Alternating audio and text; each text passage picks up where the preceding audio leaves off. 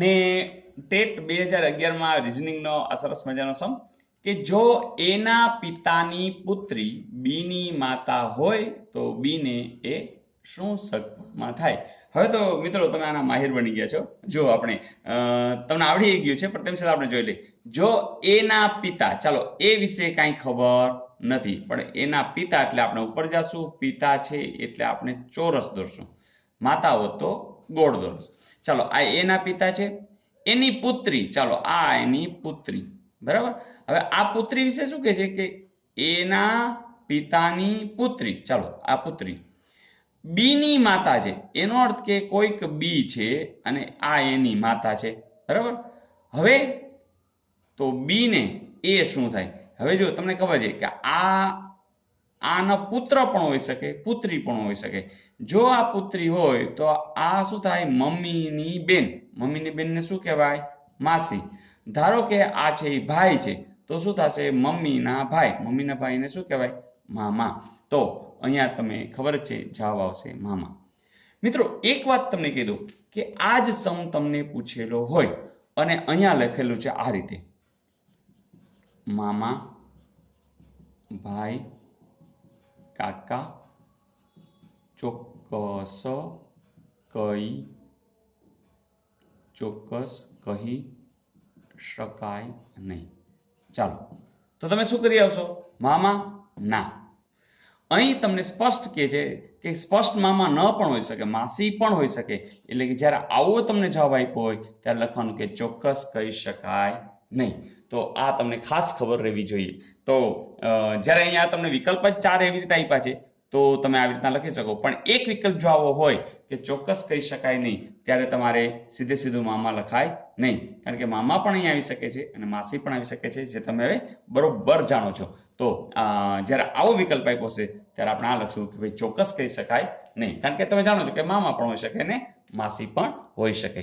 તો મિત્રો હવે તો તમે આના માહિર થઈ ગયા છો ને? Very good. ને બીજું જે છે એ રિઝનિંગમાં સાવ સહેલું તમે જાણી જ ગયા છો.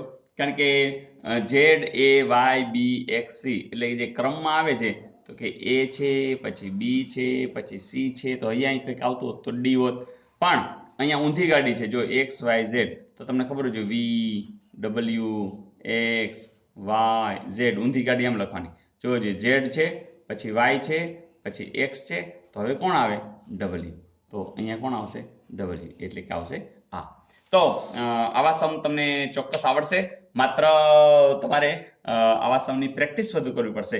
મિત્રો તમારા માટે કેટલા બધા વિડીયોઝ મૂકી દીધા છે. હવે કોઈ એમ નહીં કે ગણિત અઘરું છે, મેથ્સ અઘરું છે, રિઝનિંગ અઘરું છે, એવું કોઈ નહીં કે. કારણ કે હજુ તો કેટલા બધા વિડીયોઝ તમારા માટે બની રહ્યા છે. અને હા, એક સરપ્રાઈઝ પણ આપવાની છે, પણ એ થોડા દિવસમાં આપશું. પણ એટલી મને ખબર છે મિત્રો કે તમારી કોમેન્ટ્સ છે એના આધારે તમે લોકો બહુ ઉત્સાહિત છો અને આ વખતેની જે કંઈ પરીક્ષા આવશે, ખાસ કરીને 30મી જુલાઈએ સિનિયર ક્લાર્ક અને ટેટ.